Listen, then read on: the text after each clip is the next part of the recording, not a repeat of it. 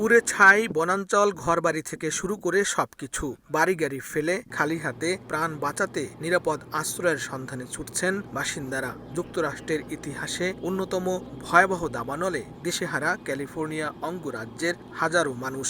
আগুনে এরই মধ্যে বেশ কয়েকজনের হতাহতের খবর পাওয়া গেছে। বন্ধ ঘোষণা করা হয়েছে আক্রান্ত এলাকার শিক্ষা প্রতিষ্ঠান ও অফিস আদালত। আগুন ধেয়ে আসছে লস অ্যাঞ্জেলেস মেট্রোপলিটন শহরের দিকেও। এতে আতঙ্কিত হয়ে পড়েছেন হাজার হাজার মানুষ। উদ্ধার কাজ ও ঝুঁকিপূর্ণ এলাকার নিরাপদে সরিয়ে নিতে কাজ করছে উদ্ধার কর্মীরা।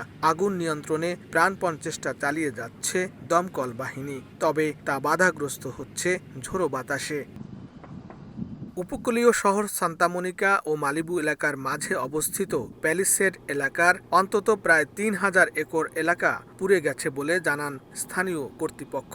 দাবানলে সৃষ্ট কালো ধোঁয়ার কুণ্ডলী লস অ্যাঞ্জেলেস মেট্রোপলিটন শহরের অধিকাংশ এলাকা ছেয়ে ফেলেছে। পুড়ে ছাই হয়ে গিয়েছে ঘরবাড়ি, গাছপালা সহ অন্যান্য স্থাপনা।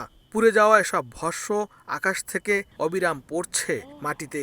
পরিস্থিতির ভয়াবহতায় আতঙ্কিত হয়ে পড়েছেন বাসিন্দারা। আমাদের এলাকার কথা ভেবেই কষ্ট হচ্ছে। এই এলাকার প্রায় ৬০০ বাড়ি আগুনে পুড়ে গেছে, যার মধ্যে আমার বাড়িও ছিল। আমি জানি না আমরা কিভাবে সবকিছু আগের অবস্থায় ফিরিয়ে আনবো। আমি এখানে ৪৭ বছর ধরে আছি, এখানেই বেড়ে উঠেছি। অন্যান্য দাবানলও দেখেছি, কিন্তু তার কোনোটাই এত ভয়াবহ ছিল না।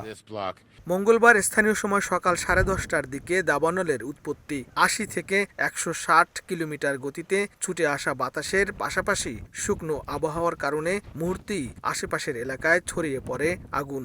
দাবানলে লস অ্যাঞ্জেলেস কাউন্টির প্রায় ৪৬,০০০-এরও বেশি বাড়িঘর ও ব্যবসা প্রতিষ্ঠান বিদ্যুৎহীন হয়ে পড়েছে। প্রতিবেশী সান বার্নার্ডিনোতে ৮,০০০ গ্রাহক বিদ্যুৎহীন অবস্থায় রয়েছে। তোপাঙ্গা ক্যানিয়ন থেকে পালিয়ে আসার সময় বহু বাড়ি জ্বলতে দেখেছেন বাসিন্দারা।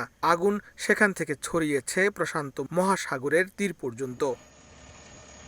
লস অ্যাঞ্জেলেস দমকল বাহিনীর প্রধান জানান, শহরটির দমকল বাহিনী ২টি দাবানলের জন্য প্রস্তুত ছিল, কিন্তু ৪টি বিশালাকার দাবানল নিয়ন্ত্রণে আনতে হিমশিম খাচ্ছেন তারা। বিশেষজ্ঞরা বলছেন, অব্যাহত দাবানলে যুক্তরাষ্ট্রের ইতিহাসে সবচেয়ে বেশি ক্ষয়ক্ষতি হতে পারে।